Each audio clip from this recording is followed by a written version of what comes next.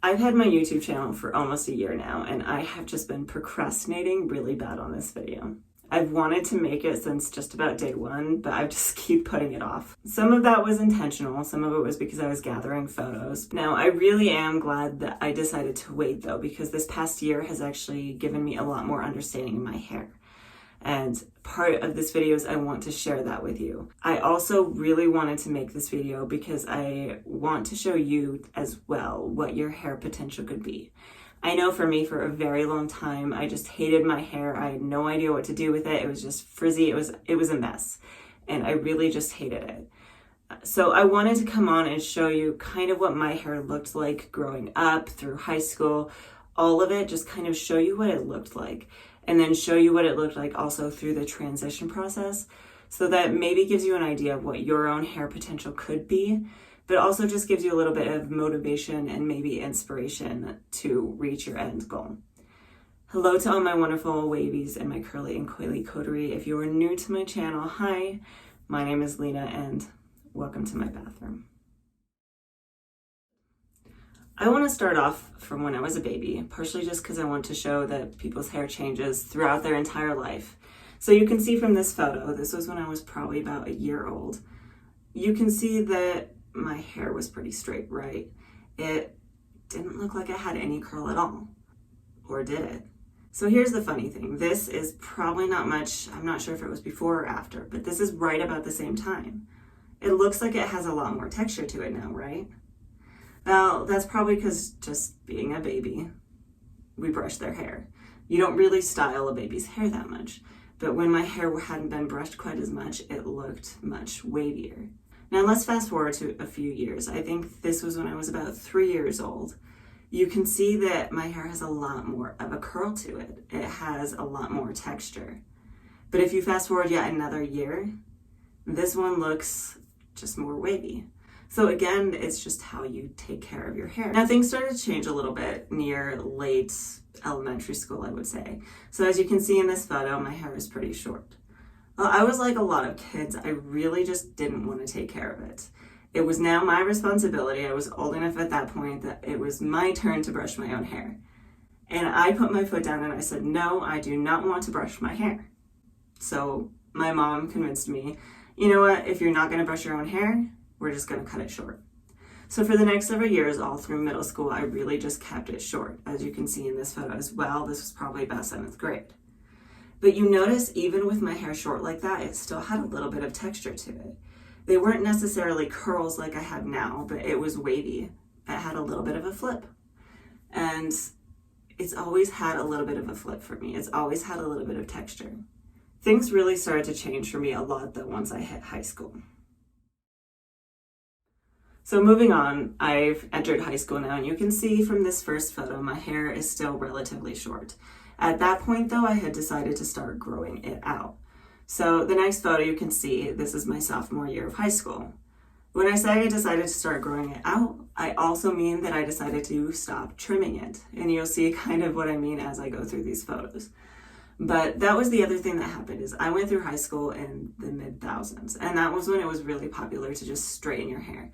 Any amount of texture to your hair was to be eliminated. I really just started straightening my hair, and every day that I didn't straighten it, it was in a ponytail. Now, I would say that I probably wore my hair in a ponytail more often than not because straightening it was just so time consuming, but you get the kind of mindset there. Now, this photo of me with a ponytail here, this was probably my senior year of high school. You can see that I've started dyeing it, which again is causing more damage to my hair, damage that I didn't really know I was doing. And again, it's just back in a ponytail. Now I want to touch on this one a little bit here. So you can see in my ponytail right here, it's relatively straight. But this was on a spring break trip that my family had taken to Carlsbad Cavern, and caves are pretty humid. So you can see on this next photo, for comparison, that's my twin sister next to me. Now we have very similar hair.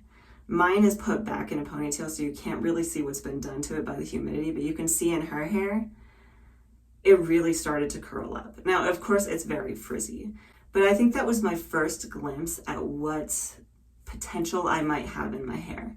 Now, again, I never really thought about it. I just thought at the time, this just means that if I'm in a humid environment, I can't straighten my hair. woe is me. So again, continuing on a little bit here, this is my prom. Again, straightening my hair. At the time, that's kind of just what you did. This was a special event, so obviously my hair needed to be straight because I couldn't have it looking like a frizzy mess. Something had changed though between prom and graduation, whether I am not sure if I had just given up on straightening it or if I had just decided to embrace it a little bit. You can see here, this is my high school graduation. Now we're bringing ourselves back to what I was talking about. I did not trim my hair, I had started dyeing it, and I was doing a lot of heat damage. So you can see, even though it's really long in this photo, it doesn't look super healthy. It's just frizzy, messy. You can see it has a little bit of texture, but it's really more just a frizz ball than anything. For me, as with a lot of people, college kind of came with some experimentation. We had moved out of the thousands, more or less, and it wasn't quite as popular to straighten your hair, so I kind of just stopped doing that. What I did do, though, is I started dyeing it a lot. So you can see this first photo here, I have kind of like some purplish bangs and just dark in the back, but I had actually dyed the back. It was a darker color than my natural color. But you can see too here in this photo, I don't think I had straightened it. I had just brushed it so much that I brushed out my texture. But you can see just what happens when you brush out the texture of your hair. Now, somewhere between this and the next photo, my older sibling had convinced me that it was appropriate to cut my hair. They had gone to cosmetology school and knew some things about cutting, and they were the one that kind of helped upkeep my hair a lot. And one day I sat down with them and they just kind of said, it is very damaged. You need to just chop all this damage off. So here's the next photo. This was pretty recently after I cut it. It was up to about my collarbones at that point. So it was still longer than I kept it in elementary school, but it was the shortest I'd had in a while. Not only that, but as you can see, I decided to go red. I actually really liked this color, and I've kind of contemplated going back to it because it's just kind of fun and unique, and I just like it. Let me know down in the comments below if you think I should do that. Now, shortly after this picture, I had decided that I wanted to study abroad. I was in college, I wanted to take advantage of that, and I was taking Japanese language skills, so I decided to study abroad in Japan. So this first picture here is pretty early on in my trip to Japan. We had gone sightseeing to go see the cherry blossoms. You could see I was wearing my hair pretty naturally, but at the time for me, naturally meant frizzy.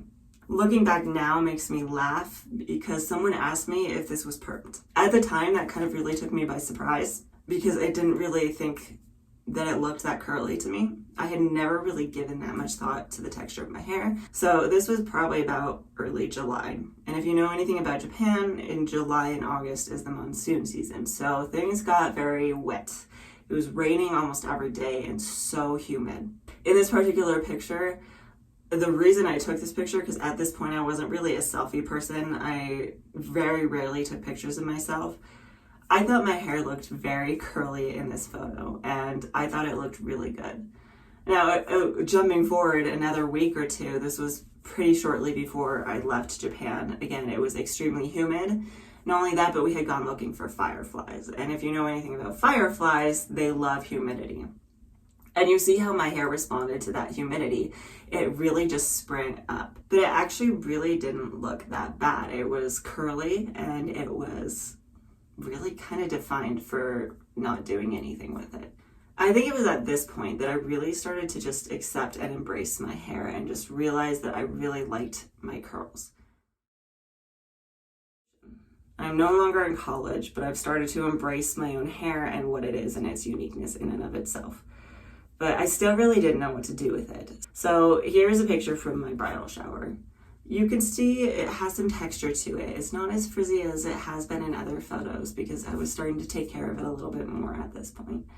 But it still isn't anywhere near what it looks like today. For my wedding itself, my inspiration, my vision was that I wanted some sort of half updo that was curly on the bottom. This is what I got. Yeah.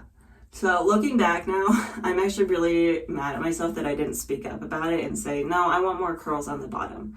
But to be fair, I was also very sick that day and I wasn't feeling well, so I just let it go. I would have been so much happier looking through my wedding photos if I had known what I know now. So I wanted to briefly comment on this one. This one was in spring of 2018, and at this point I wasn't washing my hair every day. I was washing it maybe twice a week. And each day when I woke up, I would brush it. So this was probably the day before I washed it. I had literally brushed any texture out of it. It maybe looks a little bit wavy, a little bit, but that being said, it really looks mostly straight. And I just wanted to mention this very briefly because I wanted to point out that if your hair does this, straightens out a lot, you may actually have a lot more texture than you think. It wasn't long after this that I was introduced to the curly girl method. In late 2018, my older sibling texted me and my twin sister and said, there's this book on Amazon that's free right now. I really think you should check it out. That book was the Curly Girl Method. So I downloaded it on my Kindle, I read through it, and I actually started to get really excited about my hair for the first time. So much so that I actually took these pictures of the last wash I did with my prior routine, and then the first wash that I did with the Curly Girl Method. So they're not really looking that horribly different yet at that point.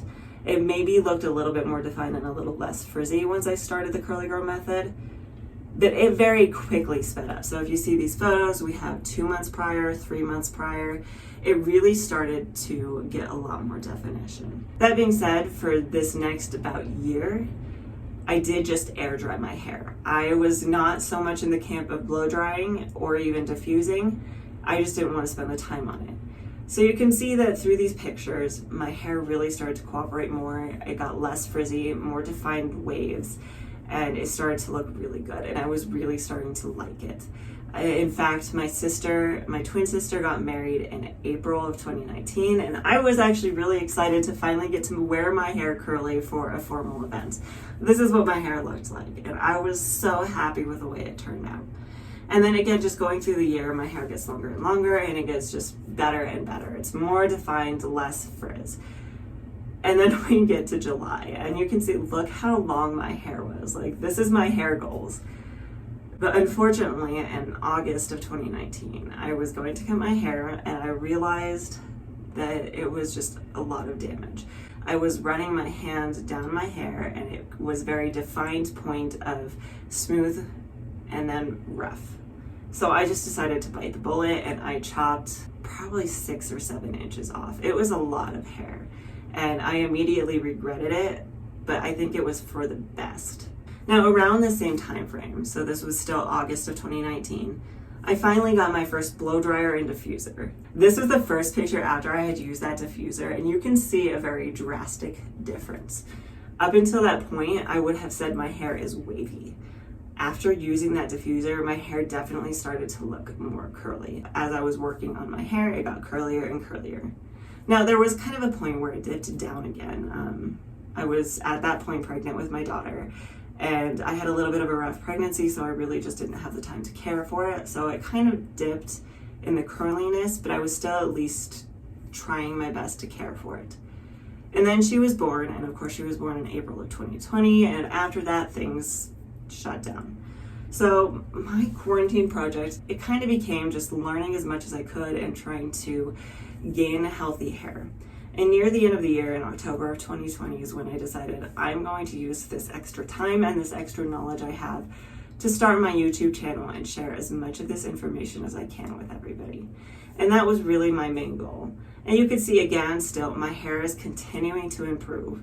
My hair looks better and better. Again, it's getting longer and longer. We're getting close to the point where it was before I cut it all off. But it is much healthier this time, and I get a lot better definition. I have a lot more knowledge. I'll keep this outro pretty short because I know this has kind of been a long video, especially for just like a curly journey. But I really did want to just expand on it a little bit because I know for me personally, I like to see a lot of photos of people growing up, as many as they can, just because I want to see, you know, how it progressed. It's kind of exciting for me to see how it went from point A to point B, but also it gives me an idea how to compare it to my own hair. Especially when I was so early on in my journey, it made it easier to kind of encourage myself. That being said, there were a few other things I briefly wanted to mention. The first of which being that I do want to acknowledge that it was very easy for me to accept my curls once I decided to. I have the privilege of having a looser hair texture. And because of that, I was never really teased for it growing up. So I was never bullied for it, and I was never teased for it, and therefore it was easier for me to accept it And that is where the privilege comes in. I know a lot of people with tighter textures, with curlier hair, have been bullied for the hair, and it does become harder to accept your hair that way. The other thing I wanted to just briefly comment on is if you are like me and you had this kind of straightish, wavy-ish hair, and you're just now realizing maybe I can get more curl out of it, I have a ton of resources. Like I said, I've been doing this for about a year. I have a beginner's styling routine. I have product reviews, all those kind of things, good resources for you to reach for if you are interested in experimenting farther. I do post a new video every Tuesday, so if you like this kind of content, like and subscribe, and hopefully I will see you next time.